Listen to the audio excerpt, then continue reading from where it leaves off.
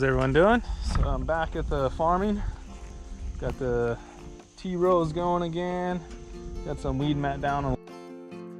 I dug another row with the Komatsu, and we're trying to figure out how to get the weed mat down, and I decided to cut a strip, 1 foot strip, and put one foot strip on each side.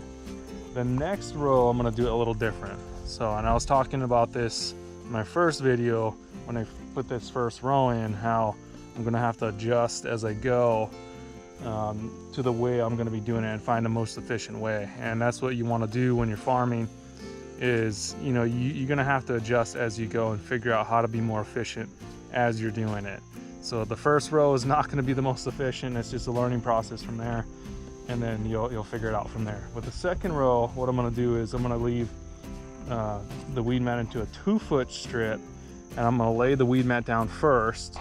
And since the other plants that I'm going to plant are really small, I'll be able to cut a slit in the weed mat, open that up, and dig by hand a little bit and plant the little plant in there. It's really small. I wasn't able to do it with these because these were in big pots, so they were too big to do it that way, so I have to do this way.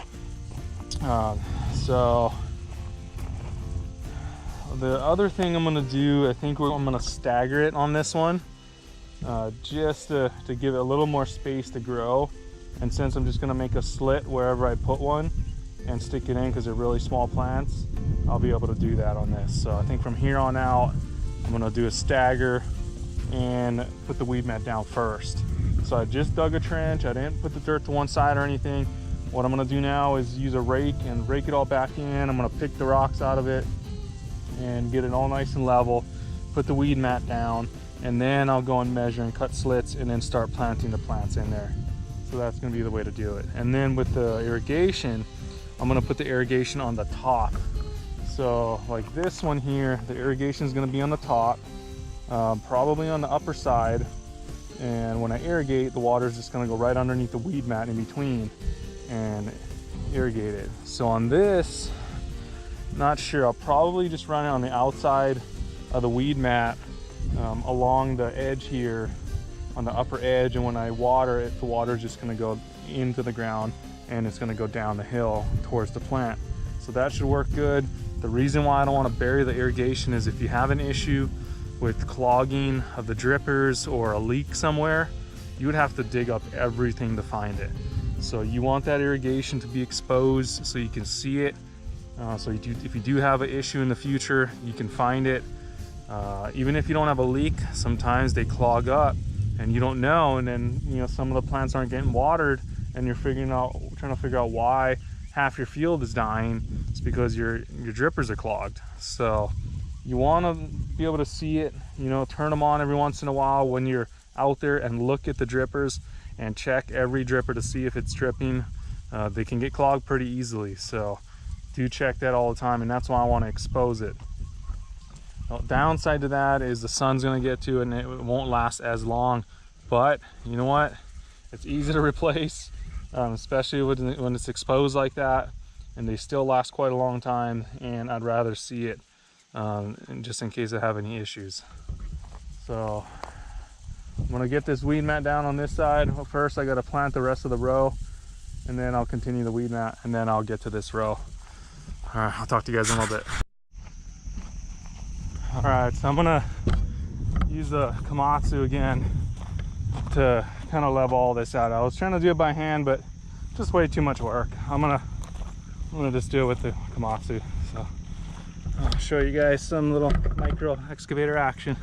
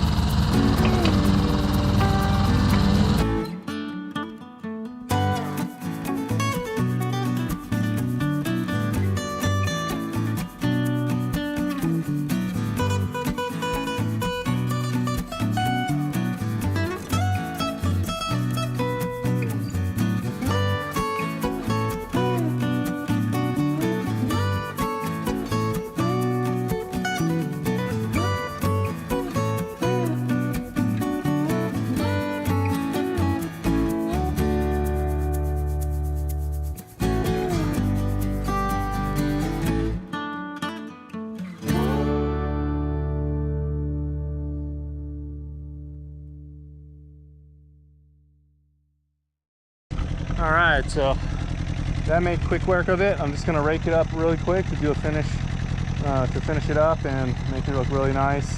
Pick out some of the other little rocks, and then it'd be ready to put some weed mat down and cut some slits and get some chia in the ground. All right, I'll talk to you guys in a bit. All right, so let's get to planting. So I made a spacer out of a piece of bamboo, just a space in between the plants, so that's gonna help me a lot. I was using just a stick I found on the ground last time, but decided just to make a quick spacer. That's gonna help quite a bit. Using one of these just to help me dig around the dirt, and let's get to it. So these are a little bit bigger, so I'm gonna put these in this row since I'm splitting the weed mat on this one, and on the next row I'm gonna use the small plants, just because it's gonna be harder to get something like this in the slot of the weed mat if I cut a slot in it, because I'll be putting the weed mat down first. So hopefully that works good with the weed mat. Yeah, so I'm going to take a slight turn here. This is where it starts to turn.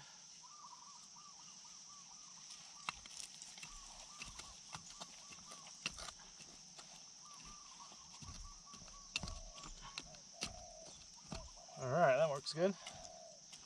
I usually use my hand, but I'm going to try and use some tools that I had laying around.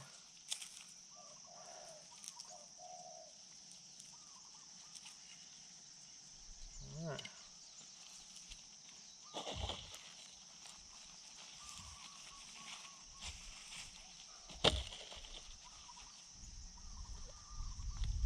Try to get the chunky stuff out. I want the weed mat to lay fairly flat, just so there's no holes on the sides, because if light gets in, then weeds will grow.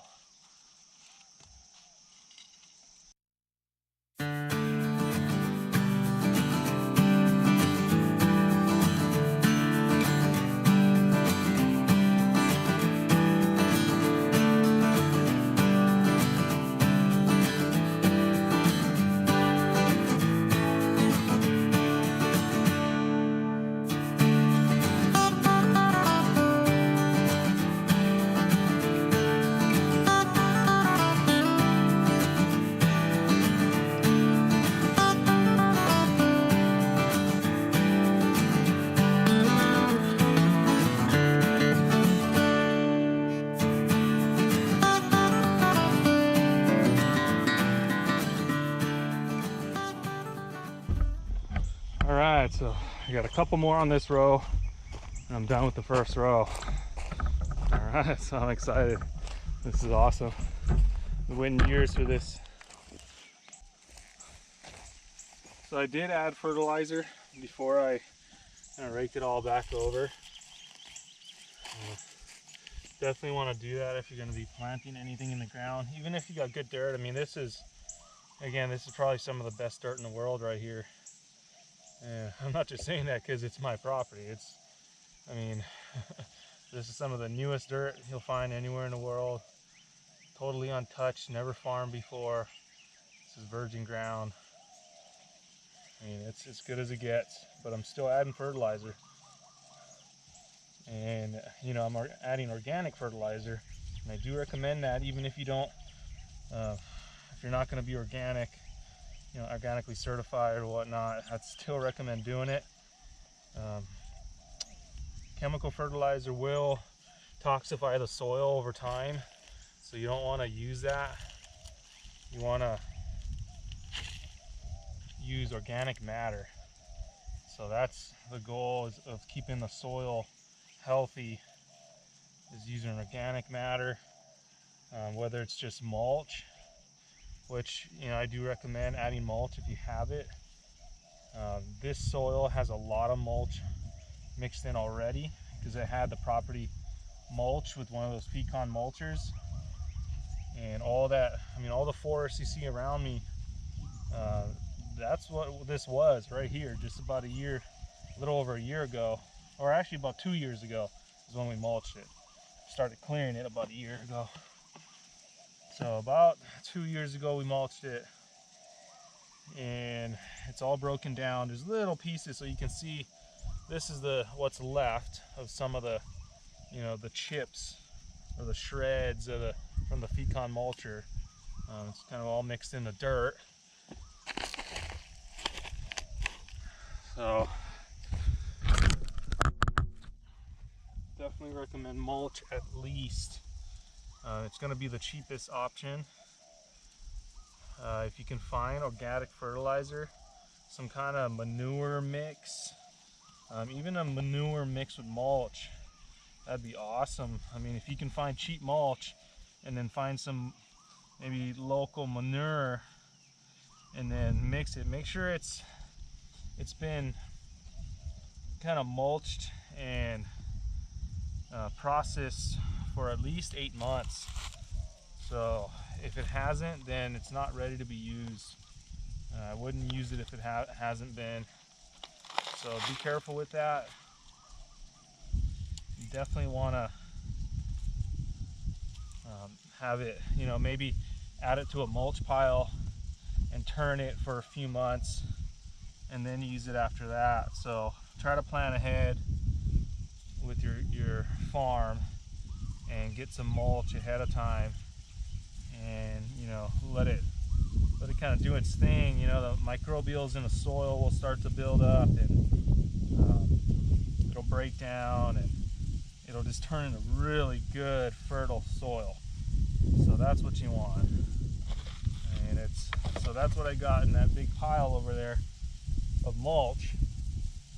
That was all the weeds and the brush that grew in over the year that I left it before I actually cleared the property completely. And I didn't really think of it as a waste. I knew I was going to end up with a big mulch pile, and I did. And I got a mulch pile that's going to last me my lifetime and probably my kids' lifetimes. So that's awesome. I mean, I just created mulch for the rest of my life, and I don't have to mulch anything else. All I gotta do is work that pile. I'll just use a little mini Komatsu and dig out a section and start working it and start turning it, and maybe add some other stuff to it. My dad has a cattle ranch, so I'll probably go up there and scoop up some manure here and there and fill up a few buckets here and there and mix it into the soil and turn it and add our food scraps as like a compost pile into that and let it cook. And every year I'll have a kind of a fertilizer mulch pile that's ready to go, and it'll be organic. So after about 8 months, it can be used in an organic farm, but it has to be kind of cooking there for 8 months. Well, that's the key. Is any of the non-organic matter in it, if you got like food scraps and stuff like that, will turn into organic matter, and all the microbials will kind of just eat it away, and it'll become organic matter, and you can use it for organic farming. So I'll try my best to keep it clean. I'm not going to put any chemicals or anything in there, but our leftover food scraps and veggies and stuff like that, add it all in there, and clippings from just landscaping,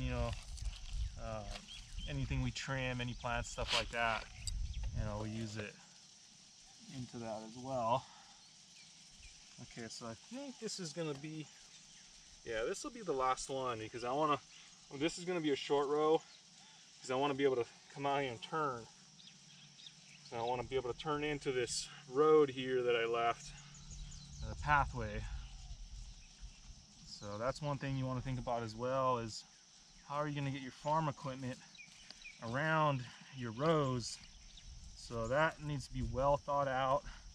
I do recommend maybe drawing it out on some grid paper and measuring your area, figure out what size equipment you're going to be using, And you know, whether it's like a lawnmower or, you know, a side-by-side utility vehicle, stuff like that, tractors, you definitely want to make sure they can fit in between the rows, because that is a farmer's worst nightmare, is to have to walk in between the rows and not be able to get their farm equipment in between the rows. That would be horrible. I mean, if you couldn't get anything in between the rows and you got something that, you know, is heavy to harvest and you're going to be carrying everything out of those rows, that is not going to be a good farm. So you don't want to set it up that way. You want to make sure that it's set up correctly. So in the middle, you can set it up so you do one pass with the mower, but from my experience, to do one pass with the mower would have to be so precise and so tight that it's just not, it's not realistic for most farmers. You know, you're doing something that's really uniform, I guess. Maybe you can get away with that. But my goal was to be able to get all my equipment through, not just a mower. So some people will be like, well, I just want to do one pass in between. Well, what's the difference? You know, one other pass, what is it going to take? I mean, from here to there with a mower is going to take me about 15 seconds. I mean, is that going to really matter? Not really, not on this size farm. I mean, it may take me, to do the whole farm, to do 2 passes in between, it may take me another 5 minutes, maybe 10, let's say. What's another 10 minutes of mowing, sitting on a mower cruising? I mean, not a big deal to me. Not cruising around on this property. I mean, this is amazing here. I mean, I'll be cruising around, sipping my margarita, enjoying the scenery. I mean, I don't mind that at all. So that's something to consider. Don't limit yourself just to your mower in between the rows. So just be careful with that. That's going to be really tight. I don't recommend it. I recommend at least the width of a side-by-side and leave a few feet, at least a foot on each side or more, because you want to be able to walk around that vehicle when you're in the row. So if you're halfway down the row and you got your vehicle, your farm tractor, whatever it is, in the row, you want to be able to walk on the side and work around it. So it needs to be wide enough for that, plus at least 2 extra feet. I mean, I'd say 2 feet on each side if you can, because you want to be able to get out for one, and then you want to be able to work on the other side. So I mean, you could maybe get away with trying to go tight to one side, the passenger side, and then get out and work just down one side, and then, you know, so that's fine. But you know, you definitely want to be able to at least work one side of it. So that's really something that you want to think about and plan ahead on. And that's why I'm leaving this corner here, especially on this first row, short. And then the next rows, I'm going to go all the way out to the road, about 2 feet away from the road. So I'll go probably 2 more plants out all the way down. And then I'll have this corner, you know, rounded off here, so I don't have to take such a sharp turn when I'm turning in here with my farm equipment. All right, so that is the first row done.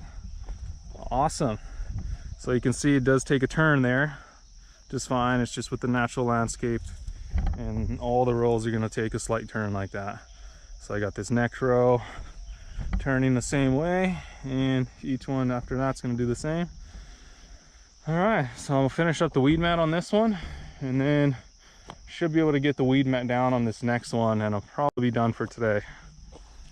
This is taking quite a while. I mean, it's probably going to take me,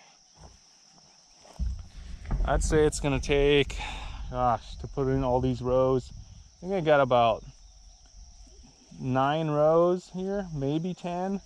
There is the stream, I'm going to have to chop it up. I'd say another maybe 3 days. I'd say of 3 full days working up here for that. So it's quite a process, you know, to set up a farm, but the setup process is the hardest part. And once it's set up, I mean, after that, it's all gravy from there. I mean, it's especially a tea farm like this. I mean, it's just time.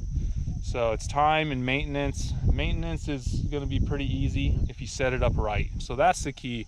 And most farms are not set up right because the farmer didn't want to put in the work and they didn't want to put in the money in the beginning. So that's key. Put the money in the start, in the setup, and you're going to save in the end, and you're going to save a lot of time. I mean, so much.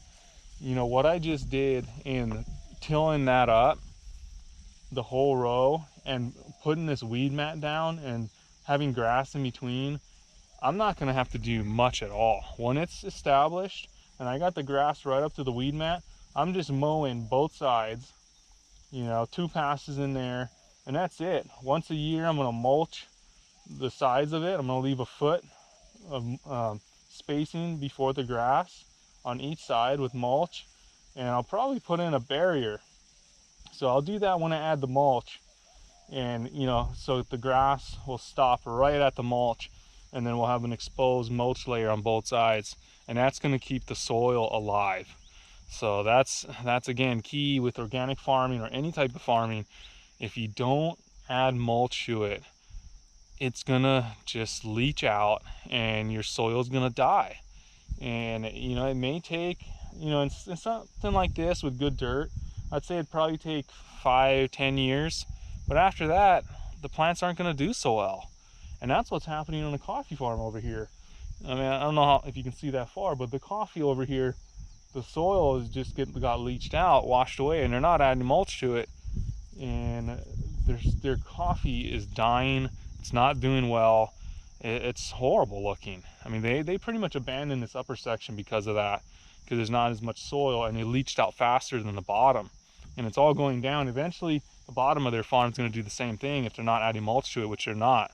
So that's a perfect example of what's going to happen. And that farm's been there for a while, so it's to the point where the soil is done and they're not adding to it. So this, what I'm going to do, I'm going to use the strawberry guava that's around me, so you can see some of it in there. It's the lanky stuff in there. That's strawberry guava in there. I'm going to mulch that. It's easy to mulch, pretty soft, it's straight.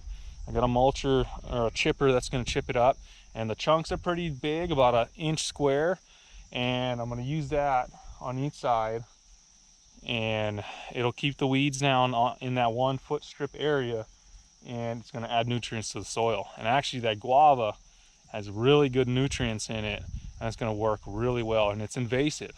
I mean, it's going to keep growing back and growing back and growing back, and there's endless amounts of it. So I might as well use what I have, the resources around me, to my advantage. So that's the goal, and it'll be good. So again, mulch the soil, keep it alive. That's the key to a long-lasting farm. All right, well, enough with the talk. I'm gonna get to it, start working again. I guess I could just do a time lapse of this. I don't want to bore you guys too much, but I definitely want to show you guys the process. So I want to make sure that the people that want to see it can see it, at least in the time lapse. So, all right, the battery's getting low. I'm gonna change the battery, and I'll talk to you guys in a bit. Okay, so I'm gonna start stapling the weed mat down. So I got these kind of staples here. I got them off Amazon. I'll try to find the link for you guys.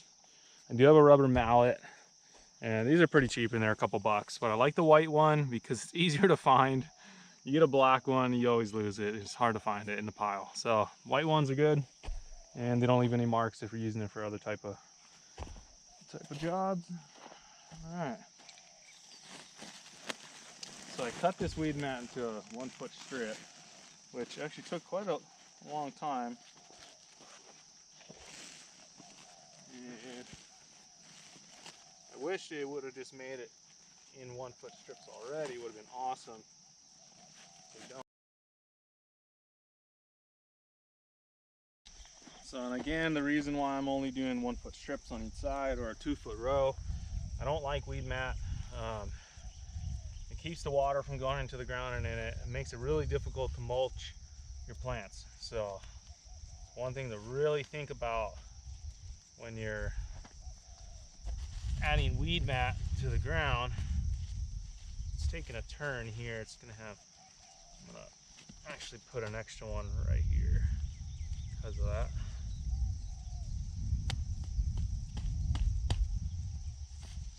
So that's something to consider, is how are you going to mulch your plants when you got weed mat down. So that's one of the biggest issues with weed mat, is having to mulch plants. So that's why I only did a 2-foot strip, and then I'm going to have a 1-foot strip about, you know, on each side that I'm going to mulch here. And the bush itself is going to come out to about the edge of the mulch layer. So the roots underneath will grow out into the mulch layer, and they'll go for that, you know, that nutrient-rich soil that's going to be created by that mulch. So that's the goal for that.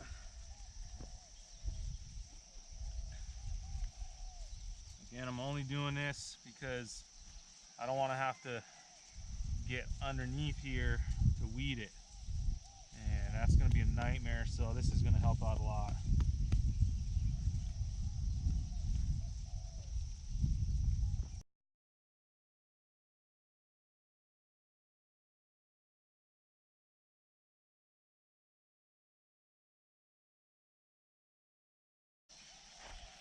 All right, so I got one side down. I'm going to add the other side now. Start back here, and I'm thinking about maybe running it close, maybe another inch in, and overlapping it so there's no gap here, and cutting a slit around each one, just so I can get it tight. So I think that's what I'm going to do. It's going to take a little bit more work, but you know what? It's going to save me from having to weed this little strip that's not going to be covered, and it's going to save me a lot of time. So I might as well do it now than later. You know what I'm saying?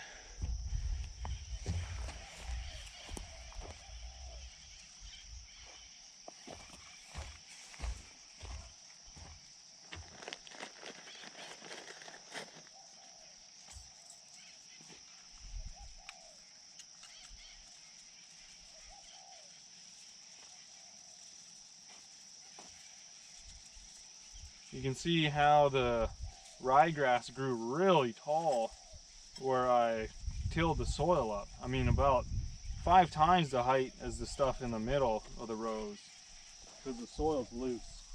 So that's a perfect example of why you want to till the soil. I mean, look how tall this is. That's the same grass that's out there.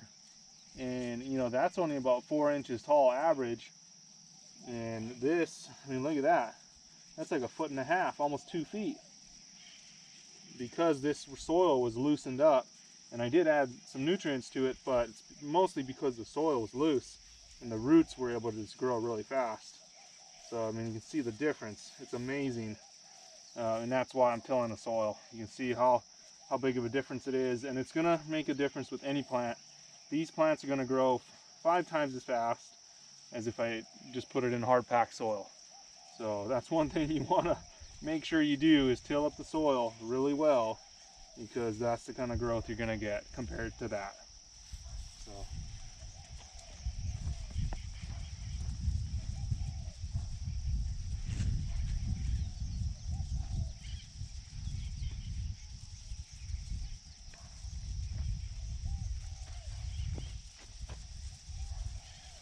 all right, got my other strip.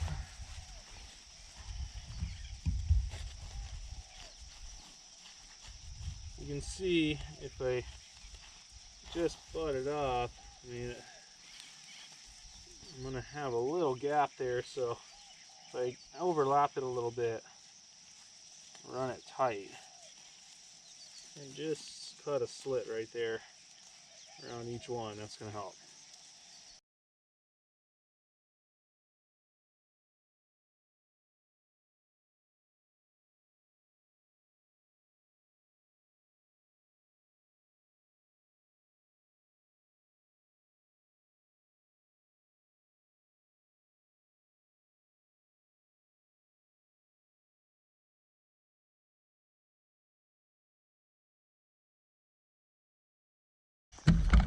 You can see the finished product. That's how it's going to be there, and you won't see it once the tea bush grows out. That'll be hidden. And that's another thing that I didn't want to see, the weed mat. I hate weed mat. I hate the way it looks. It looks really bad. It looks just, it doesn't look professional. I don't like the look of it, so I try to hide it as much as I can if I'm gonna use it.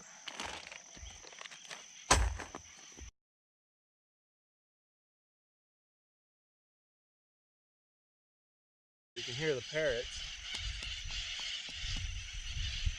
Show you the parrots out there.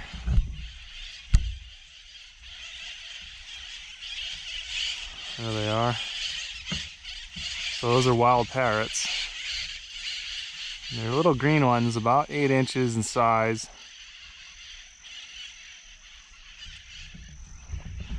And they cruise around here quite a bit.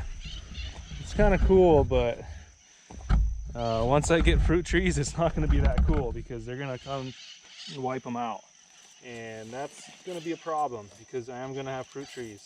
So I got to think about what to do. Actually, I got to talk to the county about that. It is an invasive species. I like parrots. I think they're really cool. But if they're eating all my fruit, they're not going to be so cool anymore. And I'm going to have to eliminate them. So they shouldn't be here. Again, it's an invasive species. It's not native. They're killing all the native birds. They're very aggressive.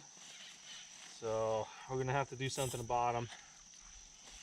It's kind of a bummer because I do like them.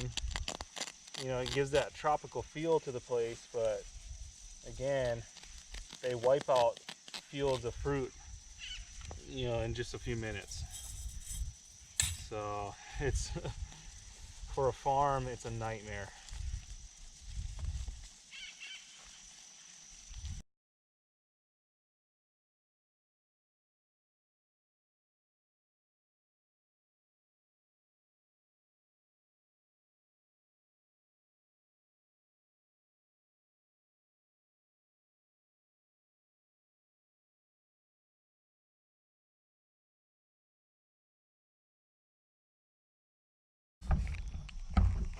Oh man, this is a back killer.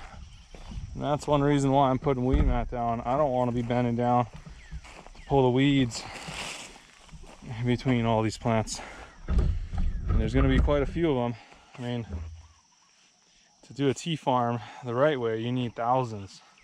I mean, tens of thousands. So if you're going to make a living off of it, you can fit about 10,000 per acre, which is quite a bit. Definitely not going to get to that point. It's too much work. Maybe one day, but I'm going to stick with doing some excavation. It's a little easier. But once a tea farm is established to that point, then it's a good farm to have, but it takes quite a ways to get there. So you definitely need to be doing something else for a long time to be able to start a farm, doing tea.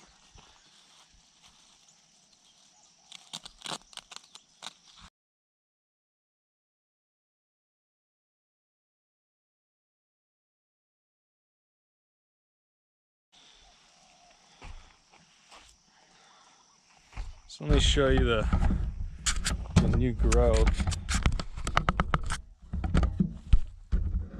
So you can see this here, that new growth there. I mean, that's new growth. I mean, I'm shooting out all over. All this is new growth. There. All the tips are coming up. So that's nice. I mean, these were kind of hurting for a bit. They were in pots a little too long, and they needed to get into the ground. So it's nice to be able to get them into the ground. Finally, you know. been a long time waiting, but the excavation process takes a while, and the weather is hard to work around up here. It's very unpredictable, and that's what held me back from getting excavation done sooner. The weather was good, I would have been done about a year ago actually, but I had to work through the summer, and that slowed me down quite a bit.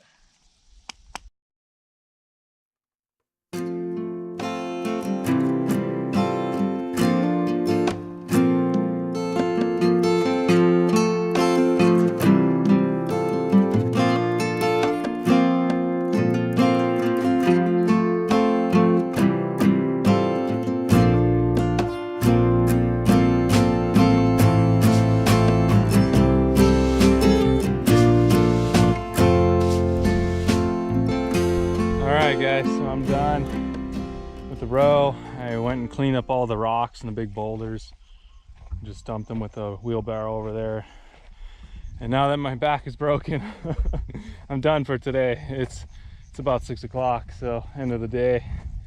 I'll start tomorrow. I'm just gonna rake that out a little bit, put that weed mat down, and I'm probably just gonna leave it for now. I got some excavation work I gotta do. I'm gonna go and flatten out a few spots over there. There's some high spots, and Judah's having a hard time working those areas because it's so tippy because of that. So I'm going to rip those, level out that road back there and this spot here where he's at, and make it a little easier for him to work that spot. So I'll do that tomorrow, probably finish up the hill, get some grass seed down over there, and then I'll come back to this after I'm done with that.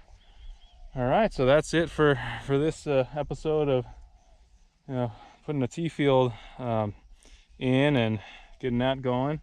So I got probably 9 more rows to go for this section, so there'll be a lot more farming videos, and I'll try to educate you guys as I go on what I know and what I'm doing and the whole process and all that. So all right, thanks for watching, and I'll talk to you guys in the next one.